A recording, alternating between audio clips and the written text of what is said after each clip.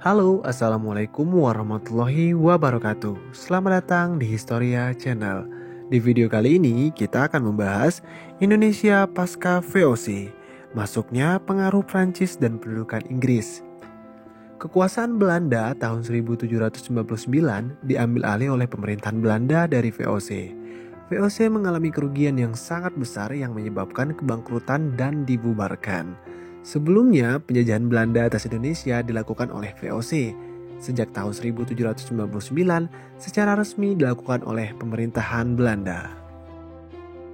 Sementara itu, Inggris terus mengincar Nusantara dari Belanda. Jawa merupakan daerah koloni Belanda Prancis yang belum jatuh ke tangan Inggris sebelum Isle de France dan Mauritius jatuh ke tangan Inggris pada tahun 1807. Pada tahun 1808, armada Inggris sudah muncul di utara pantai Batavia. Pada tahun 1800, gelangan kapal di Pulau Seribu yaitu Pulau Ondros sudah dihancurkan oleh Inggris. Belanda yang pada saat itu mendapat pengaruh dari Prancis sadar kalau tidak mungkin akan mengirimkan pasukan ke Batavia karena ada blokade di laut oleh Inggris. Atas saran dari Napoleon, pemerintah Belanda pada tahun 1806 mengangkat Herman Willem Daendels untuk mengemban tugas berat mempertahankan Pulau Jawa dari serangan Inggris. Dengan demikian, dalam kurun waktu 1806 sampai 1811, Nusantara mendapat pengaruh dari Prancis, meskipun para pejabat masih didominasi oleh orang-orang Belanda. Yang pertama, kita akan membahas Herman Willem Daendels, Gubernur Jenderal Prancis yang keras dan otoriter.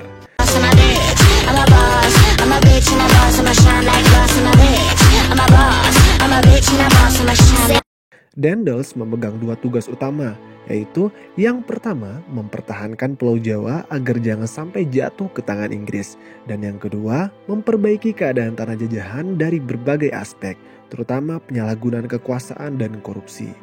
Dengan demikian, tujuan kekuasaan Belanda di wilayah Hindia Belanda tidak lagi berpusat pada keuntungan ekonomi yang sebesar-besarnya seperti yang dilakukan VOC, tetapi lebih untuk mempertahankannya selama mungkin dari pendudukan bangsa lain.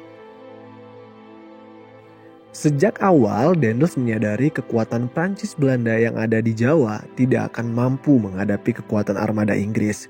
Daendels kemudian menerapkan sejumlah kebijakan di tanah koloni ini sebagai upaya menahan serbuan Inggris ke Jawa. Kebijakan-kebijakan tersebut antara lain: yang pertama, membangun jalan raya pos atau the Groot Postweg dari Anyer, ujung barat Jawa, sampai Panarukan di ujung timur Jawa. Panarukan adalah pelabuhan ekspor yang terletak paling ujung Jawa Timur. Jalan ini dibangun agar tentaranya dapat bergerak dengan cepat. Selain itu juga untuk mengangkut kopi dari pedalaman Priangan ke Batavia melalui pelabuhan Cirebon dan Indramayu. Sebelumnya, banyak kopi Priangan membusuk di gudang-gudang kopi di Sumedang, Cisarua, dan Sukabumi akibat kurangnya sarana transportasi.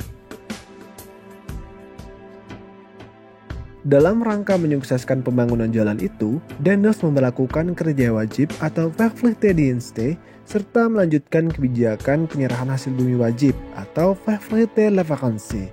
Penyerahan wajib adalah berupa sumbangan dari hasil pertanian untuk pemerintah kolonial.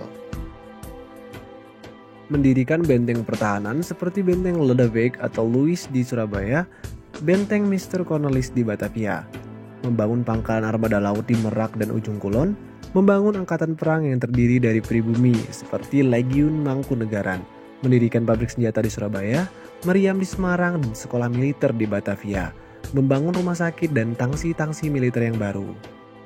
Selain di bidang pertahanan, Daendels juga menerapkan sejumlah kebijakan lain seperti membagi Pulau Jawa menjadi 9 prefektur atau daerah setara keresidenan, mengangkat para bupati di seluruh Jawa menjadi pegawai pemerintah, menaikkan gaji pegawai pemerintahan, dan mendirikan badan pengadilan yang disesuaikan adat dan istiadat yang berlaku. Pada 1811, Daendels dipanggil pulang ke Belanda. Ada dua versi tentang alasan pemanggilan ini. Versi pertama mengatakan tenaganya dibutuhkan untuk memimpin tentara Prancis menyerbu Rusia.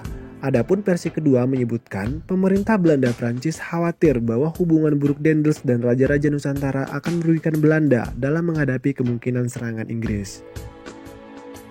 Ia kemudian digantikan oleh Gubernur Jenderal Jan Willem Jansen.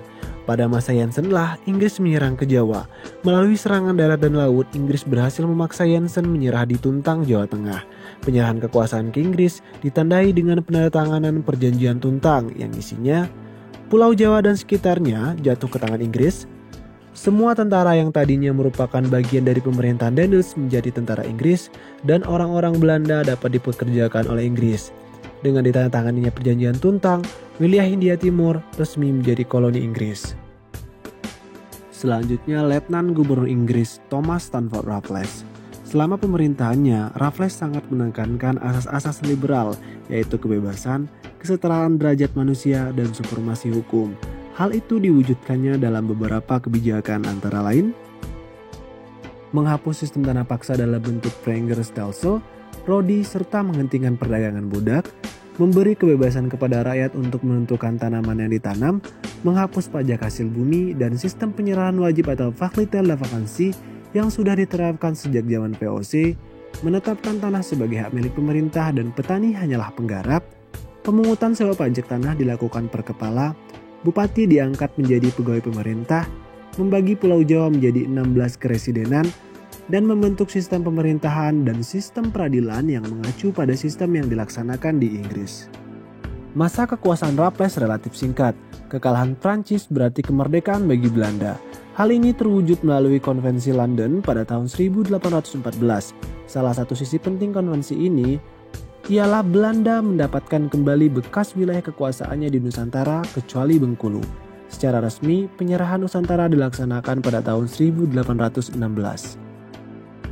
Demikian untuk video kita kali ini. Jangan lupa untuk subscribe jika kamu merasa channel ini bermanfaat. Nyalakan tombol notifikasinya, like, share, and comment. Sampai jumpa di video berikutnya. Wassalamualaikum warahmatullahi wabarakatuh. Salam Historia.